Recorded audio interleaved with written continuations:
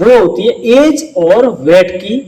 और यहाँ आपको बता दें, पहले एज के बारे में दे रखा है, senior men's and women's open होती है, या कोई एज नहीं होती, सीनियर मेंस हो या सीनियर वुमेन्स हो, ये ओपन होती है। दूसरा है जूनियर बॉयज एंड गर्ल्स, यहाँ आपके लिए 20 ईयर्स और उससे नीचे के जो प्रतिभागी है वो भाग ले सकते हैं, या तो 20 वर्ष या उससे नीचे।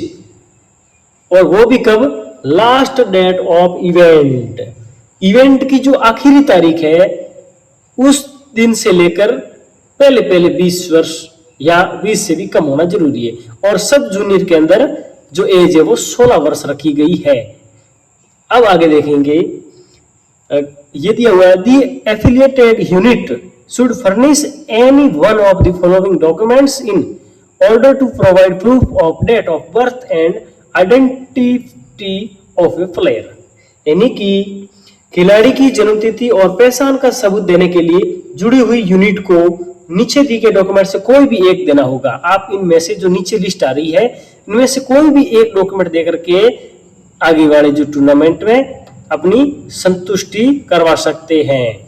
जैसे क्या क्या बता रखा है, पहले बता रहा है कॉपी ऑफ द पासपोर्ट, यानी पासपोर्ट्स की फोटोकॉपी या उसकी प्रति है वो देने के बाद भी आप है वो उनको संतुष्ट करवा सकते हैं।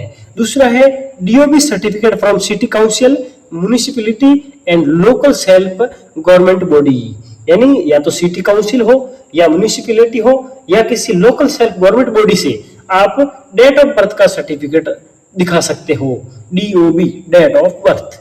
अब तीसरे में सी में दिया हुआ है DOB is a nationality certificate, यानी राष्ट्रीय प्रमाण पत्र जो होता है, नेशनलिटी प्रमाण पत्र जो होता है, उनके अनुसार आप अगर जन्म तिथि को सही बता देते हैं तो भी आप है वो उनको संतुष्ट कर सकते हैं। इसके अलावा ये तो 3 हुए हैं, अभी चौथा है ड्राइविंग लाइसेंस, ड्राइविंग लाइसेंस। और उसके बाद में आप देखेंगे voter identity card, driving licence use कर सकते हैं, वोटर आइडेंटिटी मतलब मतदाता पहचान पत्र को भी आप यूज कर सकते हैं डॉक्यूमेंट्स के तौर पर।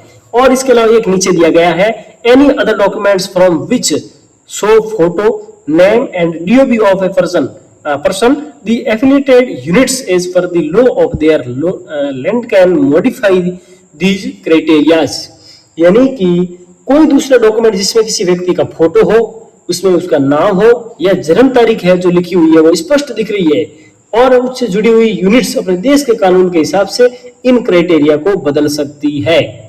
ये थे जो डॉक्यूमेंट्स है वो। इसके नीचे एक लाइन लिखी हुई है, आप इनको भी देखेंगे। हम इनको पूरा विवरण की तरफ से जो नियम बुक है 2017 की, उनका कोई हिस्सा पीछे नहीं छोड़ेंगे, पूरा विधिवत देखेंगे और उसका अध्ययन करेंगे और अपने दिलो दिमाग में बैठाएंगे ताकि ये चीजें भविष्य में हमें हमेशा काम आती रहेगी। अब इसमें लिखा हुआ है if any member unit is found guilty the concerned units team will be debarred for a period of 3 years the same year. Position obtained if any will also be forfeited and the unit will have to return the medals and certificates to the federation. यानी कि अगर कोई member, कोई खिलाड़ी, कोई unit दोषी पाई जाती है, कोई टीम दोषी पाई जाती है तो उस यूनिट की टीम को उसी साल से 3 साल के लिए डिबार कर दिया जाएगा। इसके अलावा अगर कोई पोजीशन मिली है तो वह भी जब्त कर ली जाएगी और यूनिट को मेडल और सर्टिफिकेट फेडरेशन को वापस करने होंगे। ये जो मुख्य बात थी, यानी कि अगर कोई यूनिट टीम से है, वो खिलाड़ी है, दोषी पाया जाता है तो वो उसी साल से 3 साल के लिए उस यूनिट को डिबार कर सकता है, बाहर कर सकता है। और इसके अलावा उनको जो पोजीशन मिली है वो भी है वो वापस जब्त कर ली जाएगी। जो इनाम दिया गया है, यूनिट को मेडल दिया गया है, कोई सर्टिफिकेट दिया गया है तो उस फेडरेशन को वापस करना होगा।